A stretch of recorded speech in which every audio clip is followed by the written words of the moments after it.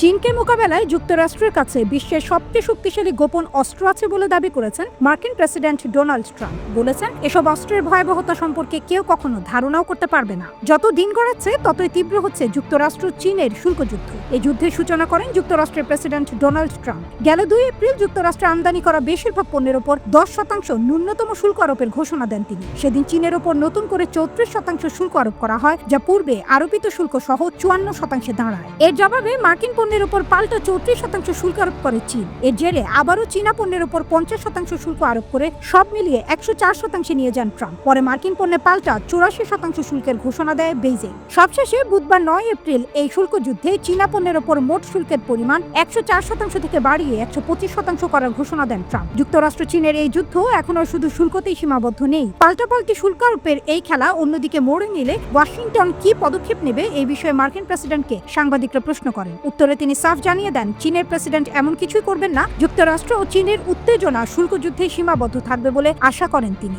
মার্কিন প্রেসিডেন্টের দাবি, চীনের প্রতিশোধমূলক কর্মকাণ্ড রুখতে যুক্তরাষ্ট্রের ভান্ডারে বিশ্বের সবচেয়ে শক্তিশালী অস্ত্র আছে। এসব গোপন অস্ত্রের ভয়াবহতা সম্পর্কে বিশ্বের কোনো ধারণা নেই বলে মন্তব্য করেন তিনি। এদিকে ট্রাম্পের শুল্ক ঝড়ের বিরুদ্ধে শক্ত হয়ে দাঁড়াতে ইউরোপীয় ইউনিয়নের সঙ্গে জোট বেঁধেছে চীন। ইইউ এর সঙ্গে এক যৌথ বিবৃতিতে বেইজিং জানায়, বহুপক্ষীয় বাণিজ্য ব্যবস্থার ভিত্তি রক্ষা করতে তারা প্রতিশ্রুতিবদ্ধ। ট্রাম্পের প্রতিশোধমূলক শুল্ক আরোপের সিদ্ধান্তের বিরুদ্ধে দাঁড়ানোর আহ্বান জানিয়েছে উভয় পক্ষ। অন্যদিকে দুই দেশের শুল্ক যুদ্ধের কারণে যুক্তরাষ্ট্র ও চীনের মধ্যে 80% বাণিজ্য বন্ধ হয়ে যাওয়ার আশঙ্কা প্রকাশ করেছে বিশ্ব বাণিজ্য সংস্থা। এতে বৈশ্বিক জিডিপি 7% কমে যেতে পারে বলে সতর্ক করেছে সংস্থাটি।